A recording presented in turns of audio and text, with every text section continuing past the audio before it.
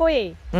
ဒီနေ့ Academy ဆိုပေးပွဲမှာလေ fashion show ရသွားရကိုနေတို့နိုင်တွေ့လိုက်လားတွေ့တယ်မိုက်တယ်သူနိုင်မိုက်တယ်သူဘာလေးဝတ်ထားလဲသူဝတ်ထားတာ AP Autonomous PK ကို full goal နဲ့ပေါ့နော် full goal ကိုအဖြူအောင်ထားရ white ထားရနဲ့ကိုတခါရိုက်ပြဖို့တယ်အဲ့ဒါလေးကအမဲအောင်ထားရောအမဲအောင်ထားရလေးကိုအဲ့ဒါလေး full goal ပဲသူအဲ့ဒါ reference number 26320OR သူကမြန်မာငွေဆိုရင်3000အစ်စ်ဆို4000ဝန်းကျင်လောက်ရှိတယ်တော်တော်လေးလာတယ်အဲ့ဒါလုံးဝ statement piece ပေါ့နော်အဲ့နိုင်လေးကကိုနေတို့မှာတခြားနိုင် collection ရောရှိသေးလားရှိတယ်သူအဲ့မြက်လက်တက်ပေမဲ့ရေးစည်းချမ်းနေဆိုရယ် Premier Show မှာထင်တာပဲပရိသတ်တွေနဲ့တွေ့တဲ့ချိန်ပန်းစည်းယူတဲ့ချိန်မှာကိုတွေ့လိုက်တာသူကလေးက Omega C Master 300 meter လေးအမဲအောင်လေးအဲ့ဒါကို James Bond edition နဲ့လည်းလာတယ်မိုက်တယ်ပေါ့နော်ယောက်ျားလေးတွေ entry level ဆိုရင်အဲ့ဒါလေးကတော်တော်ဝတ်လို့ကောင်းတယ်မနစ်က game boy တွေသူ့ကိုကြီးပြစ်သေးတယ်ဒါပေမဲ့ဒီနှစ်မှာသူ့ရဲ့ watch game ကတော်တော်မြင့်လာတယ် Omega တွေရောနောက်ဆုံးဒီ AP statement piece တွေရောပေါ့နော်ကိုသာဆိုရင်ဒီကိုလင်တို့ရဲ့နိုင် collection တွေထဲမှာဆိုဘာလေးထပ်ဖြည့်ပြမလဲဖြည့်ပြမလဲဆိုတော့သူ့မှာ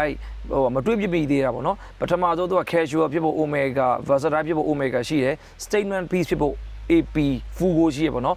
leather strap မတွေ့ဘူးသေးတော့အဲ့ leather strap ကို PP ရဲ့5205ကိုပေါ့နော်ဟိုဟာလေးနဲ့ color dropper pin လေးနဲ့အဲ့ဒါလေးကတော့ gentleman ဆန်ပြီးသူနဲ့လိုက်မယ်လို့ထင်တယ်ပေါ့နော်အဲ့နိုင်လေးကတော့မြန်မာမင်းသားတွေထဲမှာကိုနေတို့ကိုကအကြိုက်ဆုံးဆိုတော့လေသူ့ရဲ့ဘယ်ဇာတ်ကားကိုကအကြိုက်ဆုံးလဲကြိုက်ဆုံးဆိုရင်သူ့ရဲ့ဟိုဟာကိုကြိုက်တာဟိုဟာပေါ့တာတီဆိုတဲ့ကားထဲမှာသူလေကားပေါ်မှာ character 3ခုပြောင်းသွားတာဟိုဟာပေါ့နော်ဟိုမိန်းမရှာရယ်ခလေးရယ်ယောက်ျားရယ်အဲ့ character 3ခုပြောင်းသွားတဲ့ဟာတော်တော်ကြီးကိုမိုက်တယ်အဲ့တာတီဆိုတဲ့ဇာတ်ကားမှာတော်တော်ကြီးကိုကြိုက်တယ်သူ့ကို Academy ဘေးမှာတခြားမင်းသားမသမီးရဲ့နိုင်လေးပြပြပေးအောင်ခဏဆောင်ခဏနည်းနည်းပြောပြပေးမယ်